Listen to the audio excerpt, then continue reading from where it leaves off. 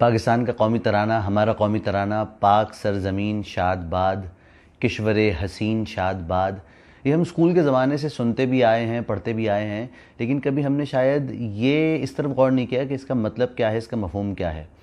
آج میں آپ کے سامنے پاک سرزمین شاد باد، کشور حسین شاد باد، اس پورے قومی ترانے کا مفہوم بیان کرنے کی کوشش کروں گا، اس کی وہ تشریح کروں گا جو میں سمجھ سکا ہوں۔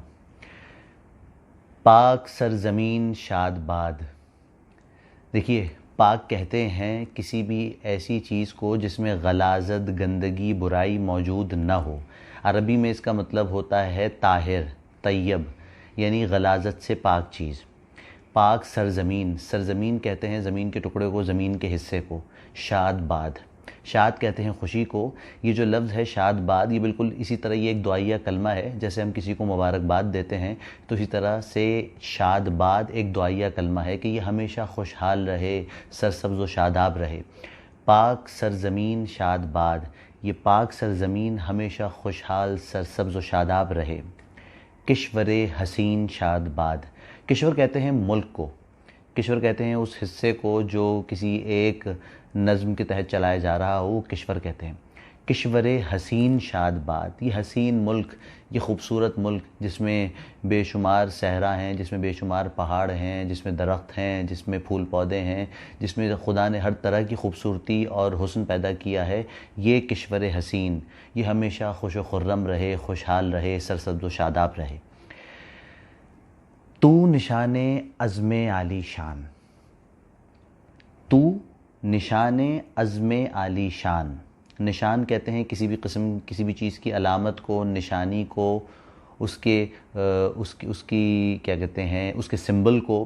تو نشان عزم عالی شان، عزم کہتے ہیں پختہ ارادے کو، عزم کہتے ہیں مضبوط ارادے کو، جو ارادہ بہت ہی ہمت کے ساتھ کیا جائے۔ عالی شان کہتے ہیں، عالی کہتے ہیں بلند کو، عالی کہتے ہیں اونچے کو، عالی شان جس کی آبرو، جس کی عزت بہت اونچی ہے۔ تو عزم عالی شان کا نشان ہے۔ عزم یعنی پکے ارادے، عظیم مضبوط ارادے کا سمبل، اس کا نشان، اس کی نشانی، اس کی علامت ہے۔ کون تو؟ ارض پاکستان، پاکستان کی زمین، ارض کہتے ہیں زمین کو۔ پاکستان کی زمین پختہ عظیم ارادے کی ایک پہچان ہے، ایک اس کا نشان ہے۔ مرکز یقین شاد باد، یہ مرکز ہے یقین کا۔ کون سے یقین کسے کہتے ہیں؟ یقین کہتے ہیں ایمان کو، یقین کہتے ہیں بھروسے کو، یقین کہتے ہیں اعتقاد کو۔ ہمارے یقین کا، ہمارے ایمان کا مرکز خوشحال، سرسبز و شاداب رہے۔ مرکز یقین شاد باد۔ پاک سرزمین کا نظام، پاک سرزمین ہم سمجھ گئے۔ پاک سرزمین کا نظام کہتے ہیں، نظام آیا ہے ضابطے سے، نظام آیا ہے نظم و ضبط سے، نظام آیا ہے کسی بھی چیز کے قرینے کو، آئین کو نظام کہتے ہیں۔ اس پاک سرزمین کا نظام کیا ہے؟ قوت، اخوت عوام۔ اخوت کسے کہتے ہیں؟ اخوت کہتے ہیں بھائی چارے کو، بھائی چارے کے رشتے کو، محبت کے رشتے کو، ہمدردی کے رشتے کو۔ اخوت عربی کے لفظ اخی سے نکلا ہے، اخی کا مطلب ہوتا ہے بھائی۔ قوت، اخوت عوام، اس پاک سرزمین کا نظام کیا ہے؟ کس نظم کے تحت چلایا جائے گا، کس ضابطے کے تحت چلایا جائے گا؟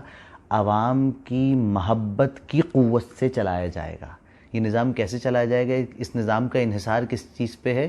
عوام کی باہمی تعاون، محبت اور ہمدردی کا رشتہ، اخوت کا رشتہ جو ہے، اس کی قوت پر اس نظام کا انحصار ہے۔ پاک سرزمین کا نظام، قوت، اخوت عوام، قوم، ملک، سلطنت، پائندہ تابندہ باد۔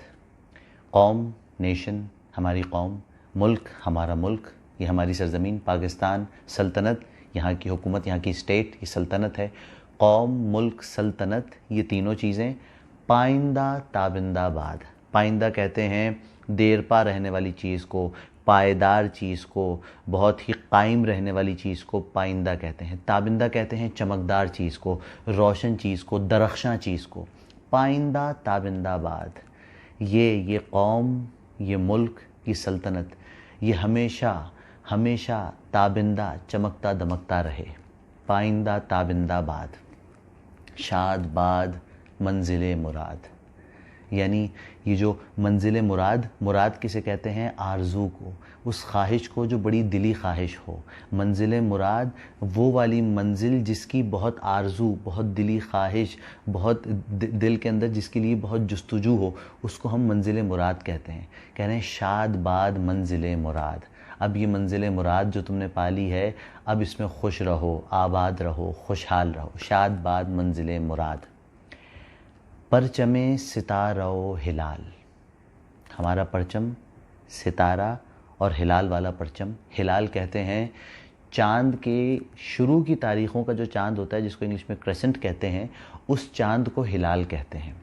اس کے باقاعدہ یہ علامتی یہ ایک اظہار بھی ہے، اس کی ایک ہسٹری بھی ہے جو ہماری اسلامی ہسٹری سے بھی اس کی علامتیں، اس کا سمبل ظاہر ہوتا ہے۔ اور آگے جا کے یہ بھی میں آپ کو بتاؤں گا کہ اس کے اسلامی امپورٹنس کیا ہے اس ہلال کے چاند کی، اور پاکستان کے پرچم پہ جو ہلال کا چاند ہے یہ کیوں موجود ہے۔ پرچم ستارہ و ہلال، یہ جو پرچم ہے، جو ستارے اور ہلال کا پرچم ہے، رہبر ترقی و کمال۔ یہ جو ستارہ و ہلال کا پرچم ہے، یہ رہبر کہتے ہیں راہ دکھانے والے کو، رہنما کو۔ ترقی و کمال، ترقی کہتے ہیں پروگریس کو، ڈیولپمنٹ کو۔ کمال کہتے ہیں کسی چیز کی تکمیل، کمال ہے تکمیل سے، کسی چیز کو بہت ہی اعلیٰ درجے پر پہنچا دینا۔ یعنی یہ جو پرچم ہے ہمارا ستارہ و ہلال کا پرچم، ہمارا سبز پرچم، سفید اور سبز پرچم، یہ رہبر ترقی و کمال ہے۔ یہ راہ دکھانے والا ہے دنیا کے دوسرے ملکوں کو، دوسری قوموں کو ترقی و کمال کی راہ دکھانے والا یہ پرچم ہے۔ یہ نشانی ہوگی ترقی و کمال کی راہ دکھانے والے ملک کی۔ کیا نشانی ہوگی؟ پرچم ستارہ و ہلال۔ ترجمان ماضی، شان حال، یہ ہمارے ماضی کا ترجمان ہے، یہ ہمارے ماضی کا اظہار ہے، یہ ہمارے ماضی کی، ہمارے درخشاں ماضی کی، مسلمانوں کے درخشاں ماضی کی ترجمانی کرتا ہے۔ کیا؟ یہ پرچم جس کے اندر یہ ہلال موجود ہے۔ اچھا، ہلال کی امپورٹنس میں اب آپ کو بتا دوں، جو شروع کی تاریخوں کا چاند ہوتا ہے اس کو ہلال کہتے ہیں، اور اس کو اسلامی بہت ساری، آپ مساجد کے اوپر بھی دیکھیں گے گنبد کے اوپر ہلال بنا ہوتا ہے، بہت سارے اسلامی ملکوں کے جھنڈوں پر ہلال بنا ہوا ہے۔ وہ اس لیے بنا ہوا ہے کہ یہ چاند ابھرتا ہوا چاند ہوتا ہے، اس چاند کو مزید روشن ہونا ہوتا ہے، اس چاند کو مکمل ہونا ہوتا ہے، اس چاند کو پھیلنا ہوتا ہے، اس کی روشنی کو بڑھنا ہوتا ہے۔ تو اس لیے پاکستان بھی ہمیشہ بڑھتے رہنے کے لیے اور مزید روشن ہونے کے لیے وجود میں آیا، تو اس لیے اس کا استعمال ہمارے جھنڈے میں کیا جاتا ہے ہلال کا، اور اس کا جو ریفرنس ہے وہ ہماری اسلامی تاریخ سے بھی ملتا ہے۔